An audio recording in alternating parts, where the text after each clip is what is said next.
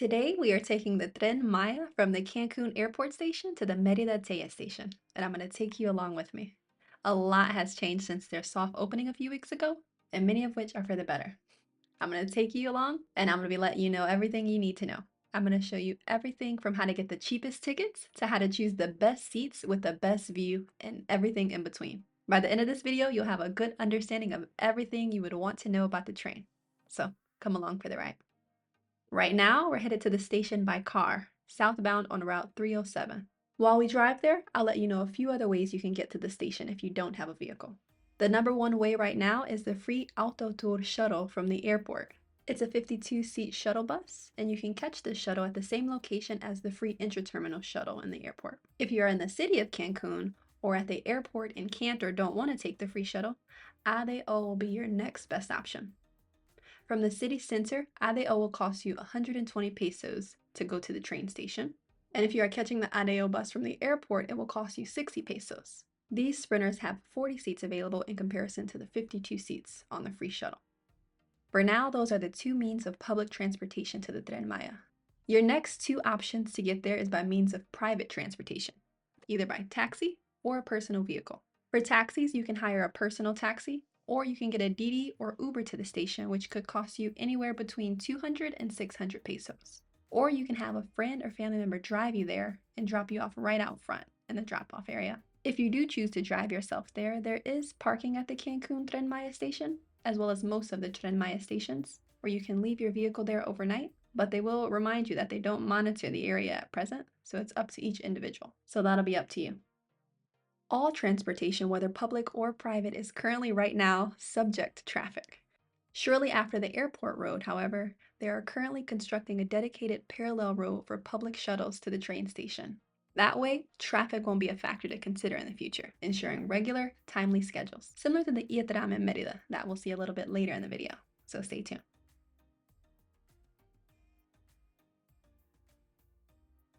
Turning right, heading west on Route 180, you'll see that this road is too under construction. So take that into consideration. It took us maybe 5 or 10 minutes to get through the traffic, however. It looks like they're expanding the road and potentially adding some sort of future overpass for future through traffic. If you look to the left up ahead, you'll see the train station there. There's still a lot of construction going on in and around it, as you will also notice. It's nowhere near done like the Merida station you'll see. It's a work in progress. For now, however, they do have this makeshift roundabout for turning left into the station. After you turn left at the roundabout, you'll proceed to turn right into the station. There will be signage clearly marked that identifies where to turn. After you turn in, you then continue straight to the parking and drop-off zone. As you walk up to the station, you'll see that it's very spacious and open. In fact, it's very open. There isn't an enclosed building yet at this station, and I'm not sure if there ever will be. So if you're going during rainy season, that's something you might want to be aware of. As you continue to the station, it's hard not to notice and admire all the construction work that's being done and how massive this building project truly is. You'll see there at the drop-off zone, the green free ADO shuttle bus from the airport. Continuing on, you'll see that they have a small Go-Mart store selling pastries and morning refreshments. Just up ahead of you, you will see an entry area sectioned off where they will verify and scan your ticket. They did not, however, verify that I was the person whose name was on the ticket. I didn't have to show them any sort of ID, nor did I have to show them again my proof of residence for my discounted ticket. So while they scan me in, I'll let you know exactly how I did get this discounted ticket, what I paid for, as well as what you can expect to pay. We came to the station a day earlier to secure the ticket, and as you can see, it's a lot less busy. We purchased the tickets at this kiosk here. It's important to note that although they will be there, they will not sell you tickets from 1 to 2 p.m., as that is their assigned lunch break. And I mention this because we arrived at 12:30, unaware of this break. We went in person to the office to buy tickets because although you can purchase tickets online, it doesn't yet allow you the availability to purchase discounted local tickets. When you go online to purchase the tickets, you will see only options for nationals and internationals. There are 2 times that the train leaves Cancun. That is at 7 a.m. and 9 a.m. Here's a list of all the prices for each of the tickets based on location. There are 2 different classes of tickets, Premier Class and Tourist Class, although you don't necessarily have to be a tourist to choose this option. And if you are not a tourist, you have the option of getting 3 possible discounts. Either a national discount if you don't reside in any of the 5 Mexican states that the train travels to, a local discount if you do reside in those 5 states, or a senior discount if you have your INAPM senior card. And I will say there's no limit to how many discounted tickets locals or nationals can get, but they do have a limit right now of only about 7 senior discounted tickets per train. So you may want to secure your ticket earlier if that's the discount that you're looking to get. Ticket sales stop 30 minutes prior to the scheduled departure of the train. If you plan on taking this route in reverse from Merida to Cancun, here's a list of all the Merida prices. They also only have 2 trains at the moment, one leaving at 3:23 p.m. and the other leaving at 5:30 p.m. On the website, they say the first train leaves at 3:28 from Merida, so there's a 5-minute discrepancy of the info they're providing, but they encourage you to arrive at least 45 minutes prior to departure either way. They don't have the prices for their international tourist tickets on this info sheet, but it is on the website, which is 977.5 pesos for the tourist class and 1,564.5 pesos for premier class. It's the same prices as it is for Cancun. Again, they don't have an option for the local discount on the website, just national and international, for now at least. Speaking of the local discount, there is a little bit confusion about whether temporary or permanent residents will qualify for it. I can confirm that when I tried to attempt this trip starting in Merida, going to Cancun, the gentleman behind the counter at the Merida station refused to give me a discount, even though I had both my Mexican driver's license as well as my resident card, which both showed my state of residence. He said it was only for Mexicans with an INE at the moment. But I just refused to believe that. So when we went to get our tickets at the Cancun station, I brought along my resident card again. And to my surprise, the lady behind the counter didn't even blink twice when I gave her my resident card to qualify for the local discount. So it may just be a matter of the mood the person is in behind the counter, which is most cases in Mexico. To prove that this is the case, I also reached out to the Tren Maya client services team via email, and they pretty much told me the same thing, as you'll see here. They said to bring along my Mexican driver's license, but acceptance of it will be subject to each ticket office. So if you are a temporary or permanent resident of Mexico, residing in the 5 states that qualify for the discount, it would be my advice to be prepared to pay the international tourist prices and just be pleasantly surprised if they apply the discount to you. It's better for your emotional well-being, trust me. We were able to pay for our 2 local tickets by tapping our card at the station, and the total for our 2 local tourist tickets was 978 pesos. Here's what our tickets look like. They put what seems to me like random numbers for my INE identification number, as well as for my husband's, who has an actual INE. And here at the bottom of the ticket, you will see baggage allowances, which is give or take a 25-kilogram carry-on style suitcase, as well as a personal item. But I will say there was no one measuring and or weighing the suitcases before we boarded. So back to travel day. We are all checked in. You'll see 4 different areas to officially congregate and line up in order to board the train. Car 3 here for the handicap or persons with disabilities. Car 2 lines up here, which is the tourist class car. And car 1 lines up here, which is the premier class car. And all the way over there is where car 4 lines up, which is also a tourist class, which is where we will be heading, conveniently. The time is currently 8:30 a.m. and the train is coming into the station 30 minutes prior to the scheduled departure time, which is a good sign. So of course we stop and watch it come in before heading to our designated assigned area. Now is the time to board. Although we were cast to the other side of the tracks to wait, it feels like, I was surprised to see that car 4 actually boarded right after the premier class, followed by car 2, then car 3. I was even more pleasantly surprised to see that car 4 was actually at the front of the train. We boarded the train and headed to our seats, seat 21 and 22. I placed my backpack in the overhead storage. Once that was securely put away, I took my seat. I'll give you a tour of the seats a little bit later in the video and show you the difference between our seats and the premier seats. The train took off at exactly 9 a.m., an on-time departure. Can you believe it? And we were able to get a good window seat with an unobstructed view to take in the scenery. I'll let you know which seats have the best views and which to avoid later on in the video as well. Next up, Leona Vicario Station. While we head there, let me give you a tour of the entire train. So we are in car number 4, which is the first car on the way to Merida. So beyond that door is the conductor's seat. At each entry point to the train, you'll see a National Guard soldier. They're very friendly if you want to chat them up. To the right here, you will see 1 of 4 restrooms on board. I'll show you the inside of them a little bit later in the video. If the light is red, that means it is occupied. You will also see red below the door handle to indicate that someone is in there. To the left, you will see one of several locations for larger luggage storage. There will be many other locations that you can put your luggage, as you'll see on this tour. Now to the interior cabin. In order to enter the interior, you'll just lightly press this green button and it will open. Open sesame. Continuing through the cabin, you'll see that there's lots of available overhead storage space. It's quite an empty train today. You'll also see here a fenestrated ceiling center. That's where the air will come out for each of the cars, and I can confirm that they definitely work. It wasn't long into the journey before I had to put on a jacket. I was cold. Continuing on. Midway through the car, you will also see more larger luggage storage areas to the right and to the left. You'll also notice that the seats are now facing rearward, so if you tend to get motion sickness, these may not be the seats for you, but more on seats later. You'll see a gap here that divides these two quad seatings from the previous two, allowing for a little bit more privacy. Next, you will see another restroom as well as more storage for large luggage, as in the previous car. But entering this cabin, you'll see a lot more seats and people. So I tried to angle the camera down just a little bit so I wasn't a camera creep. And midway through the cabin, you'll see two areas again for larger luggage storage, as before. And also, again, you will see that the seats have reversed. But now, unlike the last cart, the divided section after this little train gap has two quad seatings, followed by 4 other rows and luggage storage over to the right. Next, we enter car 2, which starts with a cafe bar. You'll see they put a lot of attention and detail into the decor of the cafe. We'll come back here later in the video though, and I'll give you the rundown of everything they have to offer, as well as the prices. Next, in this car, you will come across 3 handicap or seats for persons with disabilities. They also have dark blue spots outlined on the floor for potential wheelchair placements. Also in this section of the car, you will see a mini fridge with cooled refreshments for purchase. They have a selection of soda, beer, fruit, and sandwiches or ciabattas, but more on that later. Continuing on, the rear of this car, you will see a larger handicap accessible bathroom to the left, as well as a small staff area and kitchenette to serve passengers in this next Premier section.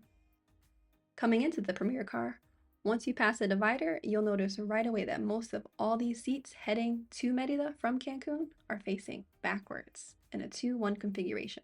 As we continue through the cabin, you'll see a gentleman on the right verifying that everyone indeed has a ticket.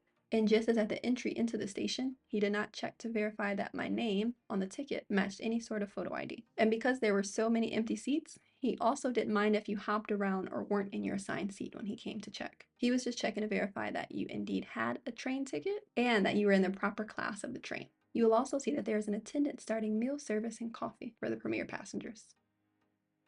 Through this door, you will find more storage for larger luggage on the right here. And beyond this door is another conductor seat, the one in the front and one in the back here. So there are a total of 221 seats on this train, 2 conductor seats and 219 passenger seats. And as you turn around, this is the last of the 4 bathrooms on board to your right. The green signage on the wall, as well as below the door handle, indicates that it is empty and available for use. Now back to my seat I go. We arrived at the Leona Vicario station around 9:30 a.m.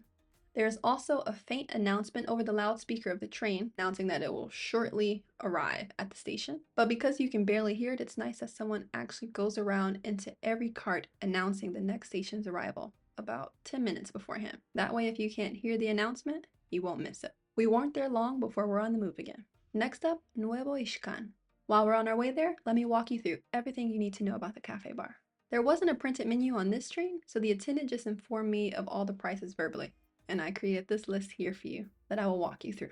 A sandwich costs 79 pesos, a ciabatta costs 125, an Americano coffee is 40, but a latte or cappuccino style beverage is 55 pesos. A cup of fruit is 55 as well. A beer is 50 pesos. And I saw that on board they had Pacifico, Corona, and a beer called Mantejo. A soda was 48 pesos, and on board this train they had Sprite, Orange Fanta, Grape Fresca, Coca-Cola, and Coca-Cola Light. They also had a small bowl of breads for 15 pesos each. For alcohol, they had tequila, mezcal, and liqueur 43 for carajillos, all of which were 110 pesos. They also had rum for 80 pesos and red wine, which you can purchase by the cup for 65 pesos or by the bottle for 500 pesos. As far as snack goes, they have chips, juices, and candies on display. The first row of chips are 39 pesos, and they include the rancheritos, Doritos, Cheetos, churumais, Ruffles, and Fritos. The second row of alternative chips are 50 pesos,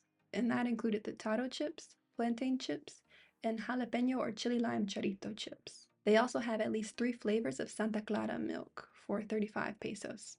Cappuccino flavor, strawberry flavor, and chocolate flavor, as well as 3 flavors for the Del Valle juices, which were 30 pesos. They had a mango flavor, a peach flavor, and an apple flavor for the Del Valle juices. We already mentioned the sodas that they had on board, So for the candies and chocolates, they have De La Rosa candies for 10 pesos each, or Skittles, M&Ms, Milky Ways, and Snickers for 35 pesos each. Of course, prices are subject to change with time and demand, but these were the prices that they mentioned on board this train today. And they do accept cash as well as card payments on board. Not only do they accept the usual Visa and MasterCard, but they also accept American Express, if that is your card of choice. It always impresses me when an establishment accepts American Express. They also take tap if you prefer that method of payment. I tapped my card when I purchased my delicious carajillo for 110 pesos. I'm not even a coffee drinker, but for some reason, I cannot resist a nice, refreshing, cold, shaken carajillo. This was delicious. It did not disappoint. Back at my seat, we now arrived at the Nuevo Xcán station around 10:05 a.m. This is the last stop in the state of Quintana Roo, which means we'll be time traveling back an hour at the next stop once we enter into the state of Yucatan. Next up on our journey, Valladolid. While we traveled to this Pueblo Mágico of Valladolid, I will show you how fast the train went during our travels through time. Within 3 minutes, we had reached speeds of 50 miles per hour and hovered there, I'd say, for about 15 minutes before reaching the train's current maximum speed of 75 miles per hour. What was interesting is that there's still a lot of work being done on the route, and for those major construction zones along the route, the train seemed to slow down for those legs of the journey. Similar to how cars slow down on the highway for construction zones. I imagine that as the construction completes, the speed will subsequently increase. But for the majority of the trip today, it maintained speeds between 50 and 75 miles per hour, which is roughly 80 to 120 kilometers per hour. And speaking of speed, there was also free Wi-Fi on board. It did not require a passcode, and the name of the network was Pasajeros. It was up and operational through the entire duration of the trip. It was fast on some legs of the journey and spotty on others, but for the most part, it provided consistent and adequate speeds. We were well pleased with it. We arrived at the Valladolid station at about 11 a.m. on the dot. We are now an hour behind our departure location, so the time is currently 12 p.m. in Cancun. Next up on our journey is the infamous Chichen Itzá stop. While we travel there, let me take you on a walk through the restroom. Green means available, so let's take a look. Upon entering the bathroom, you'll see it's a bit of a tight squeeze, but as you close the door, it'll get a little bit more roomy. To lock the door and turn the red indicator on, you just turn the lock to the left. You will see a hook here to hang up any personal items you may have.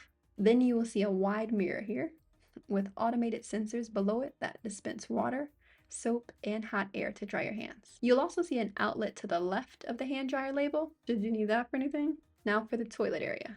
You'll see an almost L-shaped rail to aid in sitting and rising up from the toilet. To the right of the toilet, you will see a trash receptacle for toilet paper, sanitary items, and rubbish. And above that, you will notice an area to retrieve your desired amount of toilet paper. To the right here on the back wall, you will see a button that's illuminated green, which will enable you to flush the toilet. Up here to the left of the toilet, you will also see another hook to hang any personal items you may bring with you to the bathroom. I think this is a nice feature because it just prevents you from having to place any bags that you may have with you on a public restroom floor. And that's the restroom. To exit, you just turn the lock to the right and continue about your day. There was a total of 4 bathrooms on this train, 1 in each car. Now back to my seat I go. We arrived at the Chichen Itzá station about 11:30 a.m. Next up, Izamal. While we travel there, let me give you my take on which seats are the best. Here's a seat map that I created of the train with all 4 cars. We are currently headed westbound from Cancun towards Merida, with car 4 being at the front, and car number 1, the premier class, being at the rear. Which seat is best may depend on your personal preference, but I think 2 contributing factors to decide what's best are 1, the way the seat is facing, and 2, whether or not the seat has a partial or full window view. If you're heading westward towards Merida, these seats highlighted in purple are forward facing, meaning they're facing the way that you're traveling. So if you're prone to motion sickness, you may prefer one of these seats. If you're returning from Merida, so if you're going towards Cancun, the opposite will be true. You may prefer one of the unhighlighted seats. If a window seat is more important to you, then this map will be key. Green means that you will have a full window view. Yellow means that it's a partial window view, and red means that it's almost fully obstructed. The neon colors just indicate a quad seating table, optimal for 3 or more travelers who are traveling together. And this map will be applicable whether you're traveling to or from Merida. The window view is the same. If both the direction of the seat and the window view is important to you, then these seats in teal might be best for you if you're going westbound from Cancun to Merida, or just in the direction of Merida. And these seats here in tan or beige may be best for you if you're going eastbound in the direction to Cancun. Continuing on the journey, speaking of the window view, I will say that most of the ride you're just looking at jungle and construction out the window. But right before approaching the Izamal station, there was beautiful fields of agave, reminding me that I am indeed still in majestic Mexico. I wish I could have filmed it for you to see here, but it was truly so unexpected. It came up so suddenly, seemingly out of nowhere, that if I blinked, I might miss it. So keep an eye out for it. If you're on a train going westbound, it'll be on the left side approaching the Izamal station, if you want to spice up your scenery a bit. We arrived into the Izamal station around 12:20 p.m. There were no signs up yet on the walls of the station saying Izamal, so maybe those will be coming soon. Next up, Tixkokob. While we travel there, let's take a look at the tourist class seat. Now, I'm a pretty small person, but even so, these seats were quite spacious. They don't recline much, but you'll see a lever here under the seat that you pull forward on it, and it will slide the seat a bit forward, visibly creating a gap under the headrest. I wouldn't really call this reclining, but it's a way of elongating a seat if you're a tall person. To return it to its original position, it's the same motion but in reverse. You'll just pull on the lever handle again, pull it forward, and push in the chair, and you'll see the gap below the headrest retract. Next, you'll notice the armrests. With a little force, they pull down or push up. They can be useful as elbow rests or to create a barrier between you and your seat neighbor if you're not traveling with a partner. If you have a window seat, the armrest on that side does not lift up or down. It is exactly where it wants to be. In the front of you, you'll see a fishnet pocket here to store whatever your heart desires. And below that storage space is a reclinable T-bar footrest. In between each seat pair is a small center console to place smaller items onto. And on the front of that console, you will find an outlet as well as 2 USB ports to charge your important devices. Further up above that storage net is a conveniently placed tray that pulls down. It can be useful for working, resting, or having a meal on. I think it really is the perfect size. It gives you the perfect amount of space between your person and the actual tray, so you don't feel crammed when you opened it. There's a cup pocket on the upper right-hand side of the tray to place your beverage of choice into to prevent spilling. In between the tray compartments, you'll see 2 hooks to hang your personal items on. Again, I think this is a very nice feature to have. You'll also notice here a bright red handle to aid in standing up from the seat, or to help you maintain balance as you're traveling from car to car or from seat to seat. We are now arriving into the Tixkokob station, and it's about 1 p.m. You'll notice that this station also has not yet put up any signage on the walls to indicate to the train goers where they've stopped at.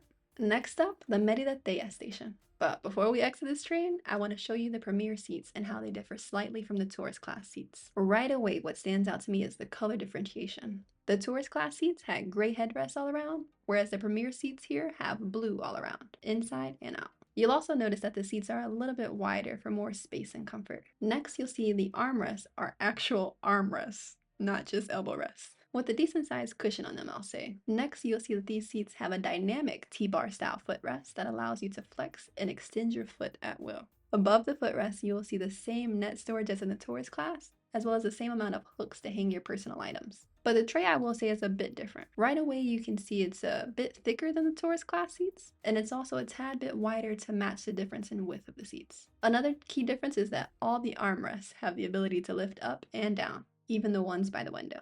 The center console is also a little bit more spacious to place any personal items you want on it, or just give you a little bit more of a gap between you and the person you're sitting next to. It has the same 1 outlet and 2 USB ports as in the tourist class, but instead of it being vertical, it is placed horizontally because of the wider console. These seats also have the same red handles for stability and balance. I do appreciate that they're a bright red color. Because these seats are a little wider, it doesn't allow for the 2-2 configuration as it did in the tourist class seats. So instead, these ones have a 2-1 configuration. And I guess that could be nice if you're traveling solo, but I will say that the individual seats do not have hooks to hang your personal items, nor did I see any accessible outlets. Now the time is about 1:20 p.m. and we are finally entering into the Merida Teya station. We left about 9 a.m. Cancun time and traveled back an hour in time, so the entire trip took just under 5.5 hours from start to finish, from Cancun station to Merida station. And it is now time to exit the train and make our way to the city center with their new electric IE Tram buses. Come along. So after gathering all my belongings, I began to exit the train.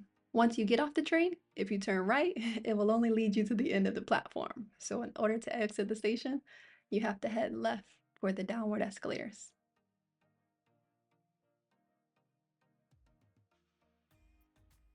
Once you reach the bottom, Again, a right turn will lead you to a dead end, so turn left and head towards the up escalators, which conveniently this day were out of service, but I still took them on principle. Once you arrive at the top of the escalators, you will be at the ground level again. If you turn around, you'll see another escalator going up to a higher level. Maybe that's to another platform. But at any rate, I continued straight to exit. These here are the entry points to scan your ticket and board the train if you're coming in the reverse. You'll also see here to the right as I exit a luggage scanner of sorts that could potentially be put to use in future trips, but our luggage was not scanned or inspected prior to boarding or after. You'll also see a waiting area over to the left there with tons of seating. I love that the station is indoor and shielded from the elements. You will see straight ahead of you as you exit a GoMart and an OXXO convenience store for snacks and refreshments before and or after your journey. There's also a subway station right next to the OXXO if you need something a little bit more filling. Over to the right here is where you'll go to purchase tickets for the train, especially for those of you who qualify for the local discount and have to get your ticket in person. And this office here is specifically designed for the IE Tram. Let's go find out some more information. This was the map that was inside the ticket office. And although the hours were now outdated, the map did highlight 11 different points of interest along this route from the train station. I will admit though that we were a little bit confused by this map at first because we thought that these 11 points were the actual stopping points for the bus. That is incorrect. The green and the yellow diamonds on the map indicate where the IE Tram for this train will stop. This map would have been a lot more helpful in showing the 5 stops along the route, and it would have avoided all my confusion. The cost for the ticket was 45 pesos at this ticket office inside the station. That is the standard tourist price fee. It was cash only, no refunds, no senior discounts, and children over the age of 5 had to pay full price. If you'll be frequenting this route, however, it may be worth looking into or acquiring a blue Bayou Bin card because in the long run, it'll be cheaper with those cards. You can get them from any one of their green Bayou Bin ATMs. The card will cost you about 25 pesos, but then each ride on the IE Tram with the card will only cost you 14 pesos. If you have a yellow senior or student Bayou Bin card, you will only pay 5 pesos per ride with the card. And if you have a white persons with disabilities Bayou Bin card, you'll ride the IE Tram for free. You can purchase and or reload your blue Bayou Bin card at any of their branch locations or at your local Dunososa, OXXO, Superaki, or Willys. So once we purchased our tickets and got all the needed information, we headed out of the station to the bus depot area. Once you exit the train station, you will turn left and follow the path to the buses. Once you enter the bus, you will provide the driver with your ticket or scan your card on the terminal if you have one, then choose your preferred seating. You'll see bright red call stop buttons within arm's reach of each seat, and along the wall of each seat row, you will see a black USB charging port box. You will also see a large area towards the middle of the bus designated for persons with disabilities, and 2 areas in the front of the bus for larger luggage storage, but there was more than enough room in the front of our seats to place our bags and belongings. Now we're taking off. This bus left the station around 12:40 p.m., so roughly 20 minutes after we arrived at the station. Although they didn't have the new hours on display, here are the new hours that were on display at the La Plancha station. While we head to La Plancha, let me give you my thoughts on the experience. Was it worth it? Even if only for the experience alone, yes, I will say it was definitely worth it for us. Will it be worth it for everyone? Well, that depends. 2 of life's most valuable assets are time and money. As far as time goes, there are only 2 scheduled trains a day at this moment in time that you can catch from either station. So that may be a factor to consider. The Cancun station has 2 trains that leave in the morning, and the Merida station has 2 trains that leave in the evening. Whereas another popular mode of public transportation like ADO leaves every 30 minutes on the dot. And right now, the train took about 5.5 hours to go from Cancun to Merida, whereas the ADO bus takes roughly 4.5 hours and sometimes faster. The bus is also a straight shot, whereas the train has frequent stops. Now money. As far as money goes, it depends on what you value. If you qualify and can get the local or INAPAM discounts for the tourist class, it will be cheaper than the ADO bus. The local tourist class is 489 pesos, and the INAPAM tourist class is 391 pesos, whereas a standard ticket with ADO from Cancun to Merida is 632 pesos. But if you end up having to pay the international fares for the tourist or premium class, ADO might be the cheaper route, just saying. And as far as the tourist class versus the premier class, while we're on the subject, I personally don't think that the premier class will be worth it for me on the Cancun to Merida route because almost all the seats are rear facing, and I do value being able to sit in the direction that the train is moving. The only 3 seats that are facing the direction that the train is going is a part of group seating, and I'd rather not stare at another face the entire time. I'd rather be comfortable my entire ride. Speaking of comfort, I'm quite a small person, so I don't need the extra room that the premier seats allow for, as the tourist class seats were quite large for me. The only other benefit of the premier seat is that it comes with a meal, but I also wouldn't value that highly on these 2 morning routes from Cancun to Merida, because not only am I a picky eater, but I also am not a morning eater or a coffee drinker, so it wouldn't be worth paying the extra for the food and the beverages that I wouldn't consume.